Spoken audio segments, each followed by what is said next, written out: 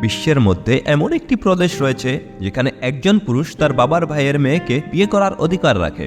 শুধু কি তাই, এখানে এমন এক গ্রাম রয়েছে যেখানে রাতের আঁধারে যে কোনো পুরুষের প্রবেশ সম্পূর্ণ নিষেধ। এমনকি এখানকার পাহাড়ি অঞ্চলের মেয়েরা স্বাস্থ্য খুবই পছন্দ করে, নানা রকম স্টাইলও রয়েছে তাদের। এই প্রদেশে অনেক নদী রয়েছে। এই অঞ্চল তেল ও খনিজ সম্পদের বিশাল ভাণ্ডার আছে। তবুও বিশ্বের সবচেয়ে বড় রাষ্ট্রবিহীন জাতির আবাসভূমি এটি, যাদের ভাষা, সংস্কৃতি, ইতিহাস, ঐতিহ্য ও প্রাকৃতিক সৌন্দর্য ঘিরে রেখেছে।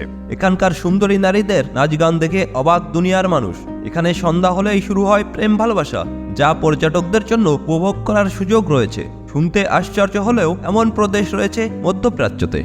বিশ্বের সবচেয়ে বড় রাষ্ট্রবিহীন জাতির আবাসভূমি কুর্দিস্তান। মধ্যপ্রাচ্য, আরব, তুর্কি এবং ফার্সিদের পরেই কুর্দিরা চতুর্থ বৃহত্তম জাতিগোষ্ঠী। এর অধিবাসীকে বলা হয় কুর্দি জাতি। কুর্দিস্তানের রাজধানীর নাম সোলাইমানিয়া। কুর্দিস্তান কোনো স্বাধীন দেশ নয়, বরং এটি ইরান, ইরাক, সিরিয়া এবং তুরস্কের অংশ জুড়ে বিস্তৃত। কুর্দিরা অধিকাংশই সুন্নি মুসলিম, তবে তারা আরব না। তাদের ভাষা কুর্দি ভাষা। কুর্দিদের মোট জনসংখ্যা প্রায় 30 থেকে 40 মিলিয়ন। সুন্নি মুসলিমরা জনসংখ্যার প্রায় 80%। এছাড়া 15% কুর্দি শিয়া মুসলিম, আর বাদবাকি 5% কুর্দি খ্রিস্টান, ইহুদি, ইয়াজিদি ও অন্যান্য ধর্মের অনুসরণ করে। কুর্দি জাতি বেশ আন্তরিক। তারা সহজেই মানুষের সাথে মিশতে পারে। অফিস কিংবা শপিং মলে যেসব মেয়েরা চোখে পড়ে, তারা সবাই জিন্স, টি শার্ট, জ্যাকেট, উঁচু হিলের জুতো পরিহিত। এই মেয়েরা স্বাস্থ্য খুবই পছন্দ করে। খুব কম মেয়েদের চুল কালো, সবাই সোনালী বা বাদামি রং করে থাকে। মেয়েগুলো দেখতে অপূরব রূপবতী। কুর্দিরা পাহাড়ি অঞ্চলে বসবাস করে। কুর্দিস্তান উচ্চভূমি, বিভিন্ন নদীর উৎসমূল, যা জলবিদ্যুৎ উৎপাদনের সহায়ক। কুর্দিস্তান তেল ও প্রাকৃতিক গ্যাস রপ্তানির উপর নির্ভরশীল এবং এটি একটি স্থলবিশিষ্ট অঞ্চল, যার জন্য প্রতিবেশীদের উপর নির্ভর করতে হয়।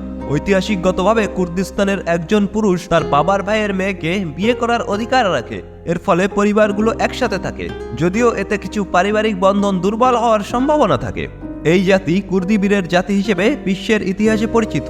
কুর্দিরা তাদের নিজস্ব উৎসব উদযাপন করে। এই উৎসবগুলোতে তারা ঐতিহাসিকবাদী নাচ, গান ও খাবার এবং গল্পের মাধ্যমে তাদের সংস্কৃতি ও ইতিহাসকে স্মরণ করে। আর এই উৎসবে মশাল জ্বালানো, পাহাড়ে যাওয়া এবং দল বেঁধে নাচ ও গান করার মতো বিভিন্ন কাজ করে থাকে। কুর্দি নারীদের সুন্দর পোশাক সবচেয়ে আকর্ষণীয় ও ঐতিহ্যবাহী পোশাকগুলোর মধ্যে একটি। অনেক কুর্দি নারী শহরী কিংবা আধুনিক ফ্যাশন অনুসরণ করে। সরকারি সহযোগিতায় কুর্দিস্তানের শহরগুলোতে এবং তাদের আশেপাশে ছোট বড় বহু শিল্পনগর গড়ে উঠেছে। সানন্দা জামে মসজিদ কুর্দিস্তানের ঐতিহাসিক নিদর্শনগুলোর মধ্যে অন্যতম। এই মসজিদটি দারুল এহসান নামে বিখ্যাত। তুর্কিস্তান সহ ইরাকের বিভিন্ন অঞ্চলে মুসলিম তরুণীরা হিজাব পরেন, তবে বেশিরভাগ কুর্দিরা কেবলমাত্র প্রান্তিক কৃষিকাজে জড়িত। বর্তমানে চাল খাদ্য হিসেবে জনপ্রিয় হয়ে উঠেছে। কুর্দিরা বিভিন্ন ধরনের ফল ও সবজি খেতে পছন্দ করে। তারা উপত্যকায় আঙুর ফল চাষ করে।